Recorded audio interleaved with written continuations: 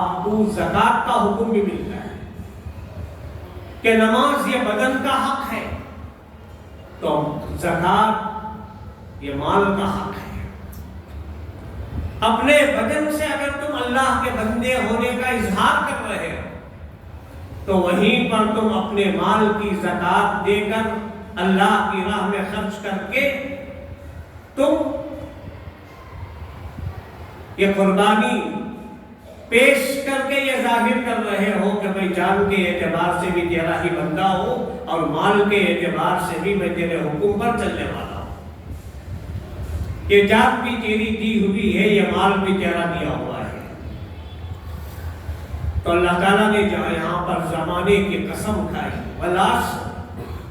والعصر کی تفسیر کرتے ہوئے علماء مفسرین نے بہت سارے معنی بیان کیے۔ عصر کا ترجمہ زمانہ بھی ہے، وقت بھی ہے، اور خود نماز عصر کا ہے۔ عصر سے لے کر مغرب تک جتنا وقت ہوتا ہے یہ انسان کی زندگی کا وقت ہے۔ اب پوری نمازوں میں دیکھ لیجئے، فجر سے لے کر ظہر، ظہر سے لے کر عصر، عصر سے لے کر مغرب، مغرب سے لے کر عشاء، اس میں سب سے کم وقت عصر سے مغرب تک ہی کا ہوتا ہے۔ اسی لیے رمضان المبارک میں بھی پتہ ہی نہیں چلتا، عصر کی نماز پڑھ کر باہر نکلتے ہیں تو افطاری کا وقت ہو جاتا ہے۔ تو اللہ تعالیٰ فرماتے ہیں انسان کی زندگی کا وقت بھی اتنا ہی ہے۔ 50-60 سال دیکھتے دیکھتے انسان کی زندگی میں نکل جاتے ہیں۔ ابھی کھیل کود ختم نہیں ہوا، بچپن کا زمانہ ختم نہیں ہوا، جوانی کی منزلوں میں جیسے ہی انسان قدم رکھتا ہے پھر اس کے بعد زندگی کے مشاغل کیا اسے آ جاتے ہیں، دیکھتے دیکھتے انسان کا بڑھاپا بھی آ جاتا ہے اور وہ دنیا سے چل بستا ہے۔ انسان سوچتا ہے کہ میں یہ کروں گا، میں وہ کروں گا۔ پیغمبر علیہ السلام نے ارشاد فرمایا اپنی زندگی کی امیدوں کو زیادہ لمبا مت رکھو۔ انسان اپنی زندگی کی جو خواہشات ہیں اس کی لیسٹ کو بہت بڑی بناتا ہے، اس کی جو عمر سے بھی بڑی بناتا ہے۔ جو کرنے کے کام ہے اسے بھول جاتا ہے، جو نہیں کرنے کے کام ہے وہ کرنے لگتا ہے۔ ابھی وہ وقت آتا بھی نہیں ہے کہ وہ دنیا سے چلا جاتا ہے۔ تو اللہ تعالیٰ نے یہاں پر وقت کی قسم کھائی۔ خلاصہ یہ ہے کہ وقت کی قسم کھائی کہ وقت کی قدر کرو۔ حضرات علماء نے لکھا ہے 3 چیزوں کی ایک مرتبہ ملاقات ہوئی، علم، دولت، مال و دولت، علم اور وقت، تینوں کی ملاقات ہوئی۔ وقت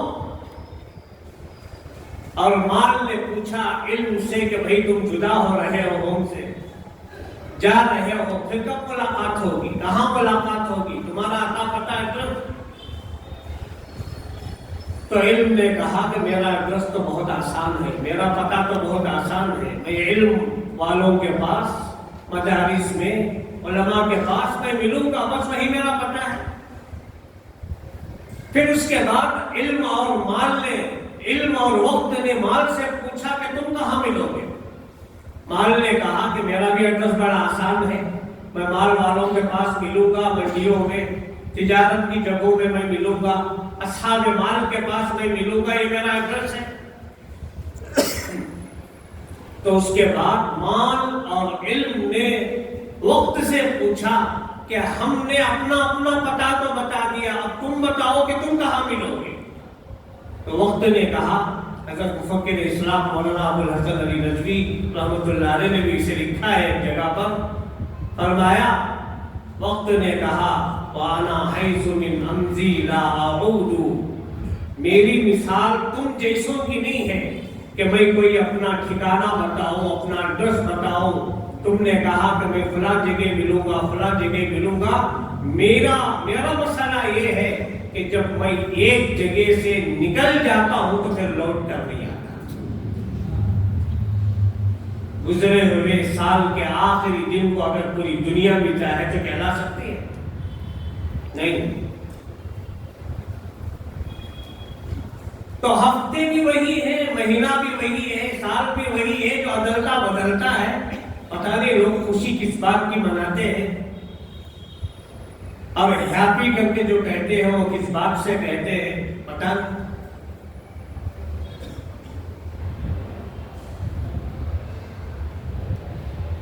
غافل تجھے گھڑیال دیتا ہے منادی، گردوں نے گھڑی تیری عمر کی یک اور گھٹا دی۔ کم ہو رہی ہے عمر مثل برف کم، چپکے چپکے قدم قدم۔ ایک شاعر نے کہا کہ عمر انسان کی کم ہوتی چلی جاتی ہے تو اس میں خوشی کی کیا بات؟ حضرت فضیل ابن عیاض رحمۃ اللہ علیہ نے اس آیت کی تفسیر میں علماء نے لکھا ہے، ایک شخص سے ملاقات ہوئی تو فرمایا کتنے سال ہے تیری عمر کتنی ہے؟ تو اس نے کہا کہ میری 60 سال کی عمر ہے۔ تو حضرت فضیل ابن عیاض رحمۃ اللہ علیہ نے فرمایا تب تک تو اپنے رب کے قریب جا چکا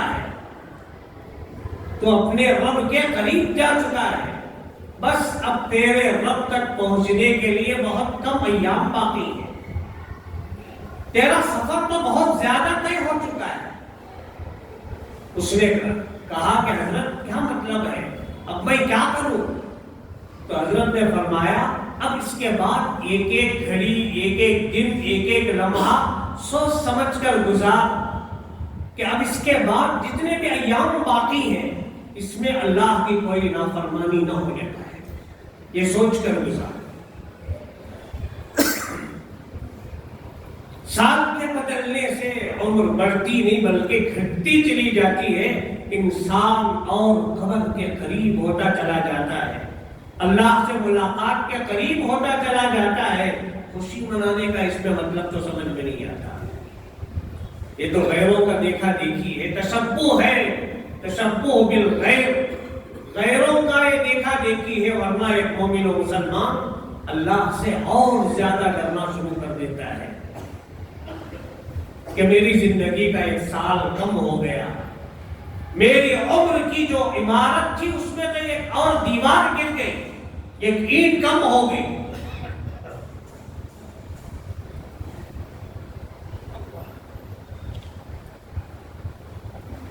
اکبر الہ آبادی بہت بڑے شاعر گزرے ہیں، دیندار شاعر ہے۔ ان کا ایک بیٹا تھا، بچپن کے زمانے میں ہمیشہ یہ ضد کیا کرتا تھا کہ ابا جان آپ مجھے ایک ایسی گیند، ایک ایسا بال لا کر دیجئے جس کے اوپر گھوڑے کی تصویر بنی ہوئی ہو۔ اب ظاہر ہے کہ بچوں کی ضد پوری کی جاتی ہے، ماں باپ کے لاڈیلے ہوتے ہیں بچے۔ چھوٹا بچہ تھا، عقل نہیں تھی، شعور نہیں تھا۔ اکبر الہ آبادی نے اس زمانے میں بہت ڈھونڈا لیکن وقت پر وہ چیز نہیں ملی۔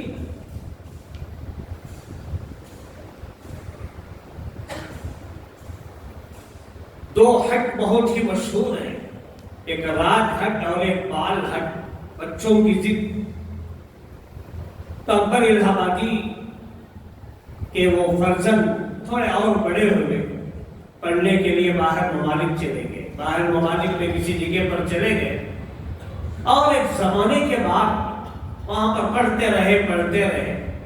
اکبر الہ آبادی ایسے ہی ایک مرتبہ اچانک بازار میں گئے تو دیکھا کہ دکان والا فٹ پاتھ پر چیزیں بیچ رہا ہے جس میں ایک گیند ہے، بال ہے، اس کے اوپر گھوڑے کی تصویر بنی ہوئی ہے۔ یاد آیا کہ میرے بچے نے یہ مانگا تھا، فوراً خرید لیا، معمولی چیز تھی، لایا اور گھر پہ لا کر صندوق میں بڑی حفاظت سے اسے رکھا۔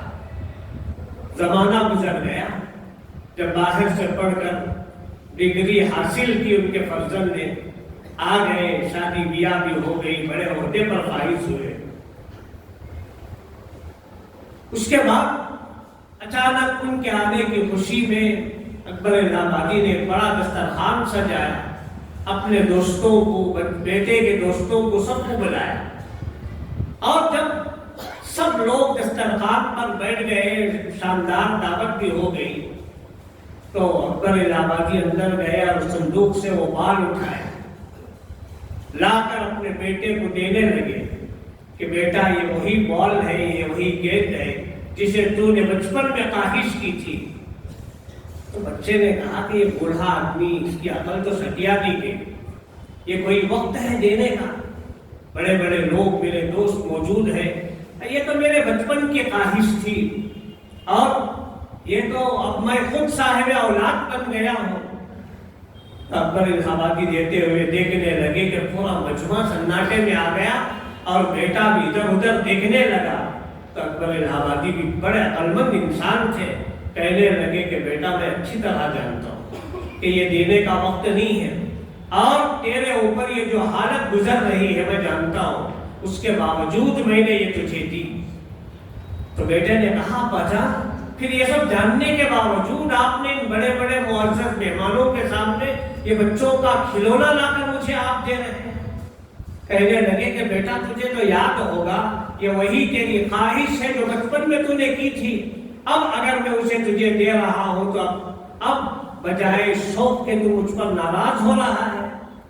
در حقیقت میں تجھے اس سے ایک سبق دینا چاہتا ہوں، وہ یہ ہے کہ بچپن میں تیری کی ہوئی یہ خواہش اب جوانی میں تجھے ذلت کی طرف لے جا رہی ہے، تو بیٹا مرنے سے پہلے دنیا میں زندگی میں کوئی ایسا کام نہ کرنا جو مرنے کے بعد اللہ کے دربار میں تجھے شرمندگی اٹھانا پڑے۔ یہ سبق دینے کے لیے میں نے یہ کام کیا۔ تو انسان وقت کو بیکار کر دیتا ہے، اسی لیے فرمایا کہ اہل جنت کو جنت میں جانے کے بعد بھی کسی چیز کا غم نہیں ہوگا۔ بھلا جنت میں کیا غم ہوگا انسان کو؟ جنتی کے دل میں ابھی ارادہ پیدا نہیں ہوگا کہ اللہ تعالیٰ وہ لا کر اسے دے دیں گے، ایسا انتظام اللہ نے کیا ہے۔ لیکن ایک چیز کا افسوس ہوگا جنت میں جانے کے بعد بھی، وہ وقت جو انسان دنیا میں بیکار گوا دیا تھا۔ پورے کا پورا دن موبائل میں صرف کر دیا تھا، راتوں کی راتیں صرف کر دی تھی، اللہ کی یاد کے لیے آج ہمارے پاس وقت نہیں ہے۔ کیا بچے، کیا جوان، کیا بوڑھے، سب کو اس نے ملوث کر دیا ہے۔ نہ قرآن اٹھانے کی فرصت، نہ اللہ کا ذکر کرنے کی ہمیں فرصت، اور نہ ہمیں اللہ کو یاد کرنے کی فرصت۔ ہاں ہے آج بھی اللہ کے بہت سارے ایسے بندے جو صرف بات کی حد تک بات کر لیتے ہیں، پھر اس کے بعد بازو رکھ دیا، پھر اس کے اپنا کام کرنے لگے۔ جنت میں جانے کے بعد بھی کسی چیز کا اگر افسوس ہوگا تو وہ اس گھڑی کا افسوس ہوگا جو زندگی میں نے بیکار کر دی۔ اللہ کے رسول علیہ السلام نے ارشاد فرمایا، حاسبوا قبل ان تحاسبوا، اپنا حساب خود کر لو، تمہارا حساب ہونے سے پہلے، تمہارا حساب ہونے سے پہلے اپنا حساب خود کر لو۔ کیا مطلب؟ بہت آسان حدیث ہے، اور اس حدیث میں اللہ کے پیغمبر علیہ السلام نے ایک ایسا عمدہ پیغام دیا ہے کہ لوگوں جیسا ایک حاکم، ایک یجمان کسی نوکر کو دے کر 100 روپے دے کر بھیجتا ہے کہ جاؤ جا کر کچھ چیزیں خرید کر لاؤ، 100 روپے کا مجھے حساب دینا۔ جب وہ واپس لوٹتا ہے تو باقاعدہ یجمان کو حساب دینے سے پہلے وہ خود اپنا حساب کر لیتا ہے، کیا یہ میرا کیلکولیٹر برابر ہے؟ میں نے 20 روپے کی یہ چیز خریدی، 10 روپے کی یہ چیز خریدی، اور پھر 40 روپے میں یہ چیز خریدی، اب میرے پاس کتنے 30 روپے باقی رہنا چاہیے، ایک حساب کر لیتا ہے۔ پھر جب مالک پوچھتا ہے تو اسے حساب دینے میں بڑی آسانی ہو جاتی ہے۔ تو اللہ کے حبیب علیہ السلام نے فرمایا، روز قیامت میں تم آ کر اپنے 60-70 سال کا حساب دینے والے ہو، اس سے پہلے بیٹھ کر خود حساب کر لو، تمہاری زندگی میں کتنی نمازیں قضا ہوئی، کتنے سال کی زکوٰۃ تم نے نہیں دی، कितनों का हक तुमने मारा, किस किस का हक तुम्हारे ऊपर बाकी है।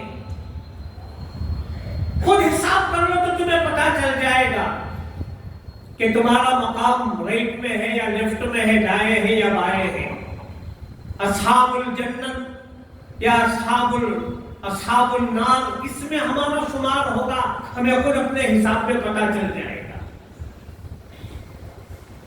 इक़रा किताबक कफ़ा बिनफ़्सिकल यौमा अलैका हसीबा। रोज़ क़यामत में अल्लाह ताला फरमाएंगे तुम्हारा नामा-ए-आमाल देख लो।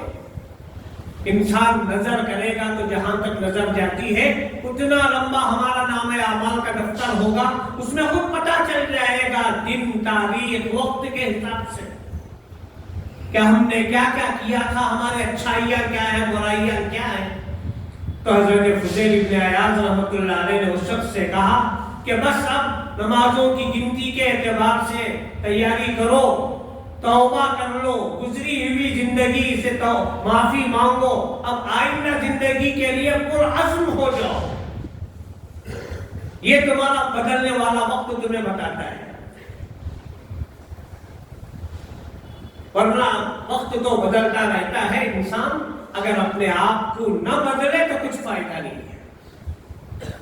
पैगंबर अलैहिस्सलातु वस्सलाम की एक अजीब व गरीब हदीस है। हजरत अब्दुल्लाह इब्न अब्बास रज़ी अल्लाहु अन्हुमा इस हदीस के रावी हैं। इमाम बैहक़ी ने इसे रिवायत किया। अल्लाह के नबी अलैहिस्सलातु वस्सलाम ने एक शख्स को नसीहत फरमाई और कहा, बहुत आसान अंदाज में अल्लाह के नबी ने उसे नसीहत फरमाई और कहा, 5 बातों के आने से पहले 5 बातों को तू कर ले, गनीमत समझ ले तो तू कामयाब हो जाएगा। पैगंबर अलैहिस्सलातु वस्सलाम ने इरशाद फरमाया, इग़तनिम खम्सन क़ब्ला खम्सिन। 5 चीजों को गनीमत समझ ले, 5 चीजों के आने से पहले। आपने फरमाया, शबाबका क़ब्ला हर्मिक, अपनी जवानी को गनीमत समझ ले बुढ़ापे के आने से पहले। उठना बैठना फिर मुश्किल हो जाएगा।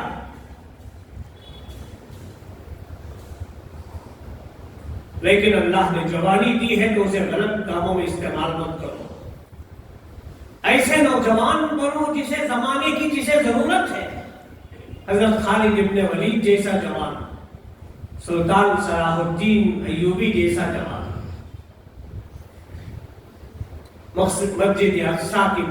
मस्जिद अक्सा जिसे पुकार रही है। सुल्तान सलाहुद्दीन अय्यूबी पर याद आया कि जब उसने फतह किया था हजरत फारूक आजम के बाद करीब में, माजी करीब में, तो सबके चेहरों पर खुशियां थी, लेकिन सुल्तान की आंखों में आंसू थे। किसी ने पूछा कि सुल्तान आज तो खुश होने का दिन है। सजदे शुक्र बजा लाया था सुल्तान सलाहुद्दीन अय्यूबी ने, और किसी के पूछने पर कहा था कि आज तुम इसके फतह होने पर खुश हो रहे हो। हाँ, मुझे भी खुशी है, अल्लाह का मैं शुक्र अदा करता हूँ, लेकिन मेरी आंखें इसके हमारे हाथ से जाते हुए भी देख रही हैं, इसलिए मुझे गम हो रहा है। तो हजरत खालिद इब्न वलीद जैसा नौजवान फरमाया कि जवानी की हिफाजत करो, शबाबका क़ब्ला हर्मिक, बुढ़ापे से पहले। रोज़ क़यामत में जवानी के बारे में अल्लाह ताला खास तौर पर सवाल फरमाएगा। इसीलिए वो मुआशरा बिल्कुल जल्द सुधर जाता है जिसमें नौजवान सुधर जाते हैं। वो मोहल्ले देखे, वो शहर देखे, वो इलाके देखे जहां पर नौजवान पुरअज़्म हो जाते हैं और दीनदार बन जाते हैं, दीनदारी की सिफत जिनके अंदर आ जाती है। आपने फरमाया जवानी की हिफाजत करो, गनीमत जानो बुढ़ापे के आने से पहले। फिर आपने फरमाया सेहतका क़ब्ला सक़मिक, बीमार होने से पहले अपनी सेहत को गनीमत जानो।